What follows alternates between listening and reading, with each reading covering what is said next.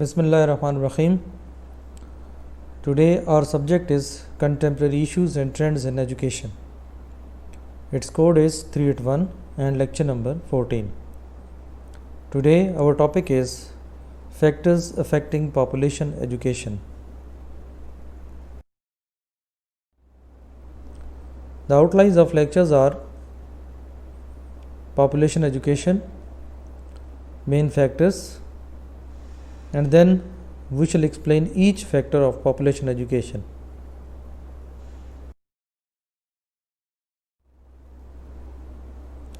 What is meant by population education? Think in terms of social, economic, environmental, and political. First of all, we explain that what is meant by population education. Population education is the term used internationally to refer to educational programs to assist learners to acquire the knowledge, skill, attitudes, and values that will enable them to make informed decisions about population, events and issues which will affect their quality of life and of theirs. So, what are the characteristics of population education? Characteristics of population education means this is a new branch of study in the field of education, and this studies the impact of increase in population of different age groups and studies the impact of the total population on the economic development of the country. If we consider the goal of population education, then major objectives of population education is to educate the people about the population situation, ideas for family, for their community, and for the country. When scientists think about population dynamics, they consider four major characteristics that include size, population density, population spacing, and age structure is the number of individuals in population as a given time. So, there are some aims of population education, like the goal of population education is to provide people or young people and adults with an awareness of interrelationships between population and development, especially the socio-economic aspects which fall under the quality of life, such as the government, resources, health, education, employment, and other social services. So, what is the importance of population education or simply population? So, the population is one of the important factors which helps to balance the environment. The population should in a balance with the means and resources. If the population will be balanced, then all the needs and demands of the people can be easily fulfilled, which helps to preserve the environment of the country.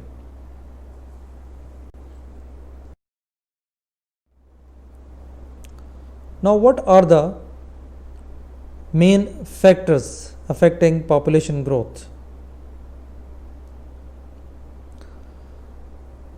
Factors influencing population growth, those may be economic development, education, quality of children, welfare payment, state pensions, social and cultural factors, availability of family planning, female labor market participation, and death rates, including level of medical provision.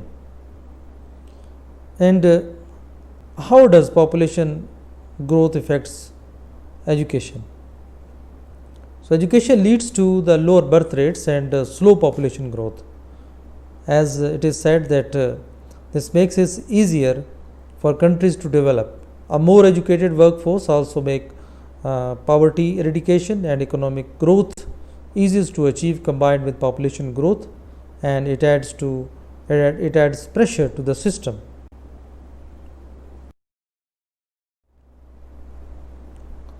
First of all, we see that agriculture.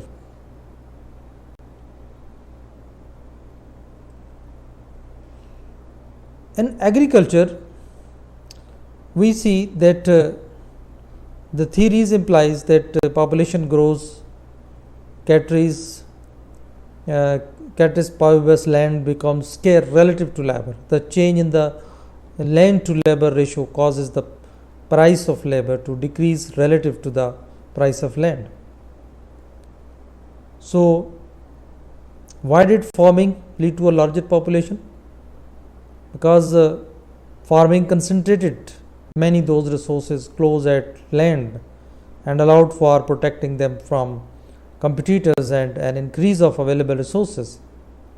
And efficiency in production fuels the ability to have a larger population, which fuels the need of more resources. And farmers used tools to make planting and harvesting easier. Over time, the earth got warmer and people developed tools for farming. Overall, agriculture was a good for human because it allowed them to specialize and trade. Through agriculture, improvements in technology since the industrial revolution allow more food to be produced whilst reducing the need for labor. So before farming, people lived by hunting wild animals and gathering wild plants. When supplies ran out, these hunters gatherers moved on. Farming means that people did not need to travel to find food. Instead, they began to live in settled communities and grew crops or raised animals on nearby land. This frees some workers for industry and more rapid economic growth. Taking root around 12,000 years ago, agriculture triggered such a change in society and the way in which people lived that its development has been dubbed the Neolithic Revolution. Traditional hunter-gatherer lifestyles followed by humans since their evolution. Those were swept aside in the favor of permanent settlement. With technological advances, even fewer people are needed in farming and industry. This means that smaller families are more desirable. Agricultural extensions play a major role in rural development to improve the productivity levels of farmers and achieve food security for a fast growing population.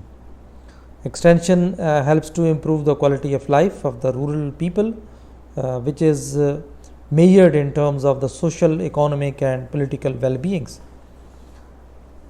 These people enjoy, and the rural population should be informally educated by extension workers about basic problems of population and agriculture, such as depletion of natural resources, reduced land availability for production, increased population, reduced access to education, health services, poor health of women, and large family size, which results in reduced agricultural production family income.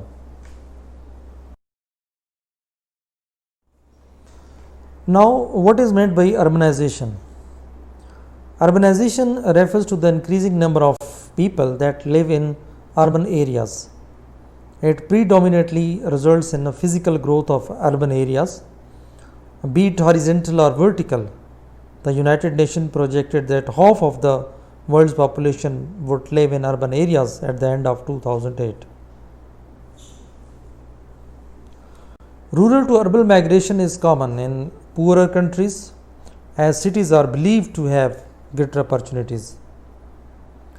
So, if we see the history of urbanization, then urbanization is the process by which rural communities grow to form cities or urban centers, and by extension, the growth and expansion of those cities.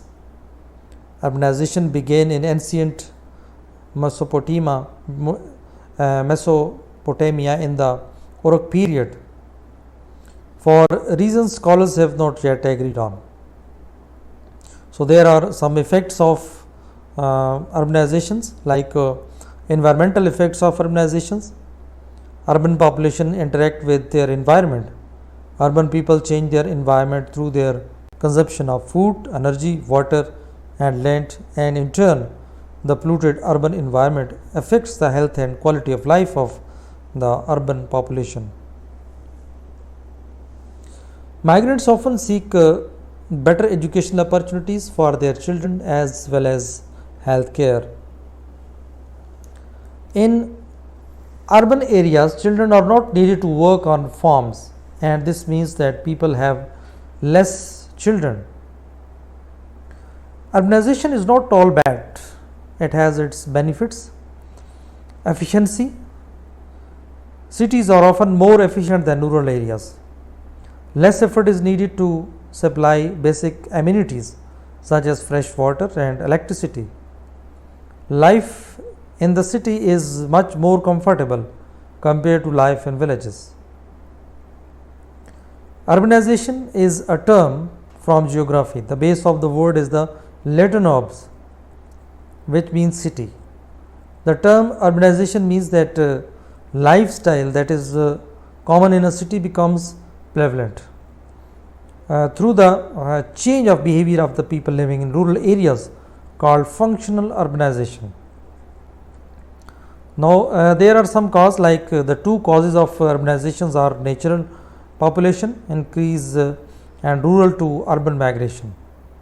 Urbanization affects all size of settlements from small villages to town to cities, leading up to the growth of mega cities which have more than 10 million people. So, can we say that urbanization is a symbol of development? Urbanization is a symbol of development because people get more labor or job in urban areas and earn money and increase national income, which will lead to development of the country. For a proper development in a country, there should be given equal importance to urban and rural. Urbanization affects the physical environment through the impact of the number of people, their activities and the increased demand on resources. Urbanization has negative consequences on health due mainly to pollution and overcrowded living conditions. Like air pollution can also curb vegetation growth and reduce crop yields. Air pollution from human activities harm all living creatures in the urbanized world, and human land use affects soils in the environment and increases the potential for erosion. Urbanization disturbs soil and sediment, which leads to erosion. Urbanization is an increase in the number of people living in the towns and cities.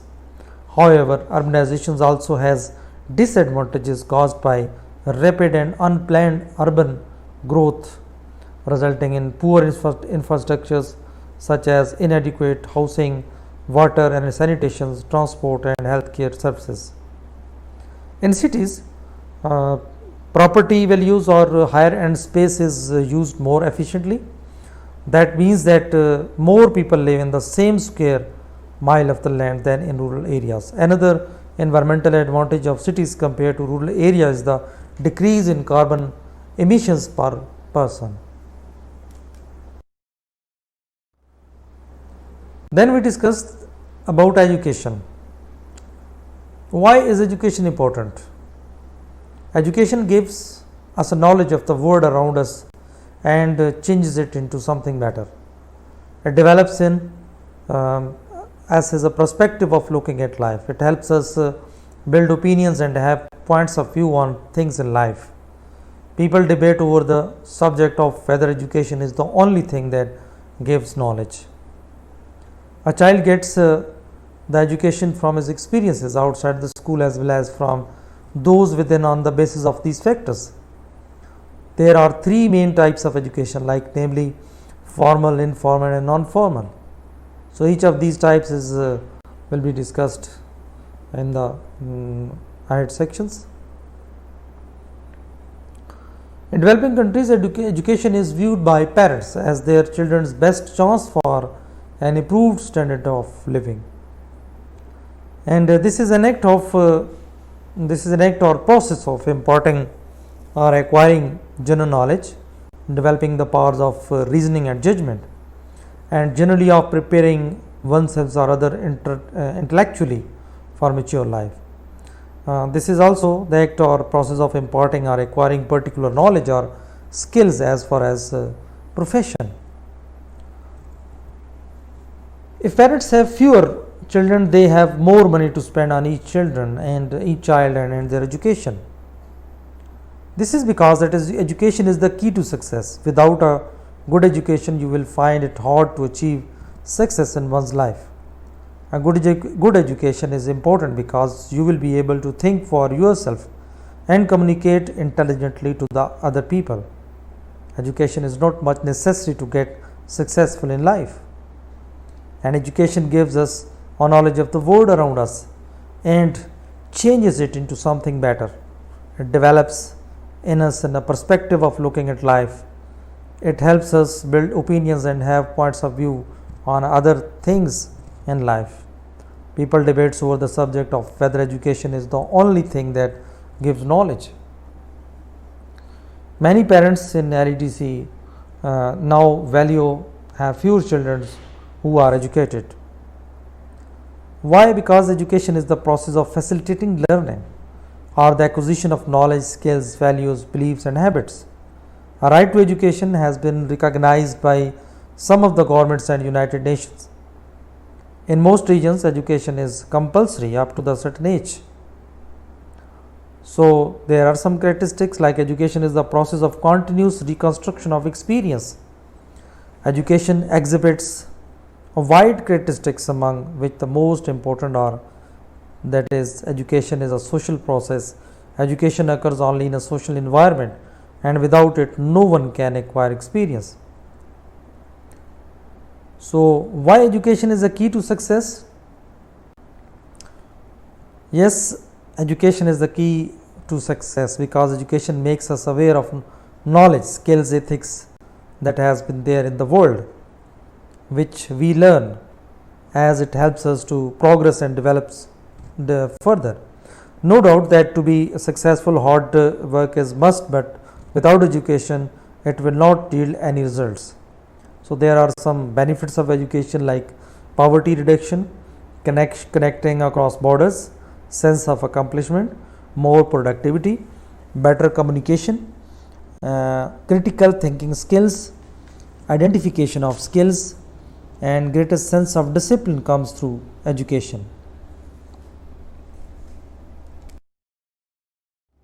Then, emancipation of women. What does it mean?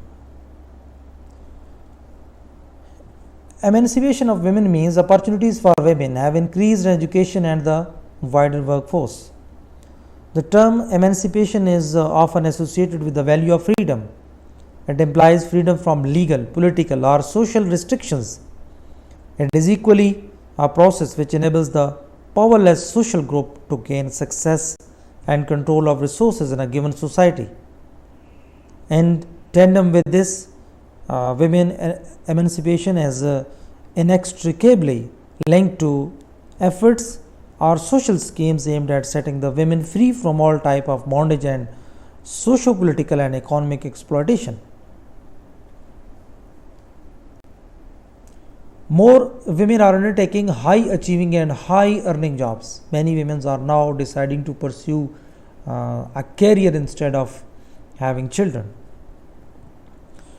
Women emancipation is inextricably linked to efforts we have discussed. The term women emancipation is thus generally used to refer to the process of which women is generally and poor women in particular are made to gain success and control of all forms of resources in a nation. So, it is a movement which aims at ensuring freedom of self-fulfillment and self-development of women as well as equal access to domestic and community resources. With the increasing cost associated with having children, many women are now deciding not to have children. Now we revise what we have studied till now. First of all, we have studied about agriculture. This is one of the factor that agricultural extension plays a major role in development in the rural development to improve the productivity level of the farmers and achieve food security for best growing population. Then we have discussed urbanization. In urbanization, we have discussed that this is an increase in the number of people in living in towns and cities. However, urbanization also has disadvantages caused by rapid and unplanned urban growth, resulting in poor infrastructures such as inadequate housing, water and sanitation, transport and healthcare services. Then we have discussed about education, that the purpose of education in a given time and place affect who is taught, what is taught and how the education system behaves. For example, in the 21st century, many countries treat education as a positional good. In this competitive approach, people want their own students to get a better education than other students. So this approach can lead to unfair treatment of some students, especially those from disadvantaged or marginalized groups. So the world is changing at an ever quickening rate, which means that a lot of knowledge becomes obsolete and inaccurate more quickly. Then we have discussed emancipation of women. In this, we have studied that the struggle for women's liberation describe and compares the progress of women's rights, like economic, educational, legal, political. So between 1870 to 1900. So prior to 1870, the education of women varied from class to class. Governance personally makes you a tutor when you are born into upper or middle class family. On the other hand, a working class women can go to the Sunday schools to learn the basics of reading and writing. So women do not need to be educated before 1870, because you do not need to work unless you are working class. Also, the opinion of women is not important at all. So women need to sit there and show them beautiful. This was all about this lecture.